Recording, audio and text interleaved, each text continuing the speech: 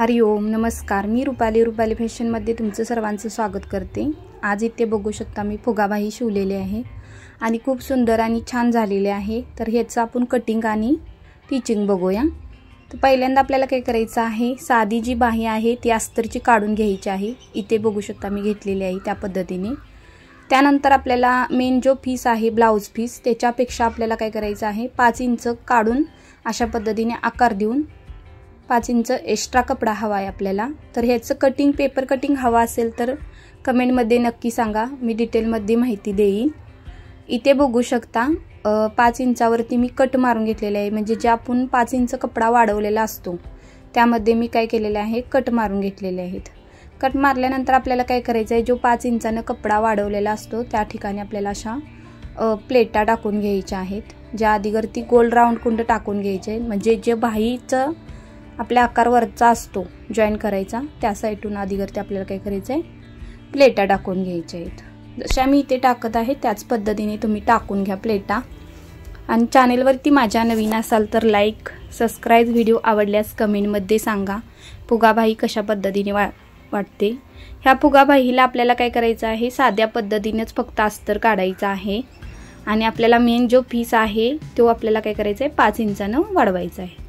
त्यानंतर ह्या फुगाबाही एक सवचिन एक उलट अशा पद्धतीने आपल्याला काय करायचं आहे, फुगाबाही ही आपल्याला काढून प्लेटा टाकून घ्यायच्या आहेत। जशा मी इथे उलट सुलट एक आपल्याकडं एक दुसरीकडं अशा पद्धतीने प्लेटा टाकल्यामुळे फुगा असा छान दिसतो आणि सुंदर पण दिसते बाही ही।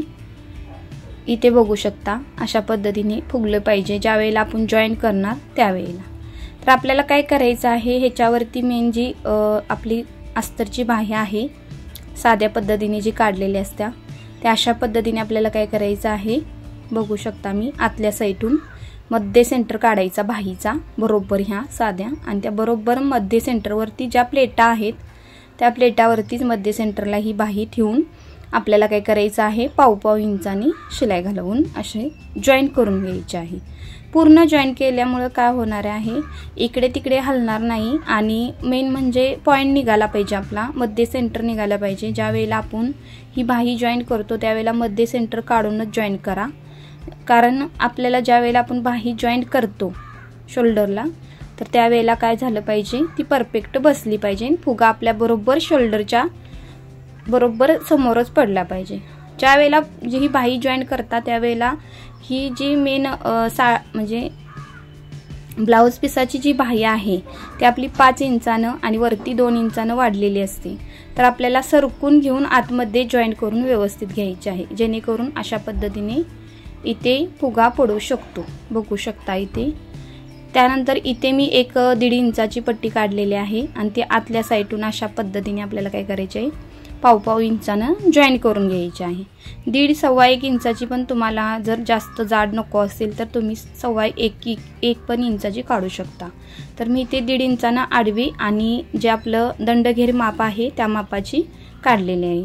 त्यानंतर अशा पद्धतीने 2 डावर आपल्याला काय करायची ती आतमध्ये फोल्ड करून अशा पद्धतीने वरती फोल्ड झाली पाहिजे, जेणेकरून शनी फिनिशिंग दिसता वेळी छान दिसेल आणि खूप सुंदर अशी ही बाही दिसेल। इथे बघू शकता एकदम व्यवस्थित स्टेप बाय स्टेप मध्ये शिलाई मारा, गडबड करू नका, कारण असं आपलं फिनिशिंग दिसलं पाहिजे।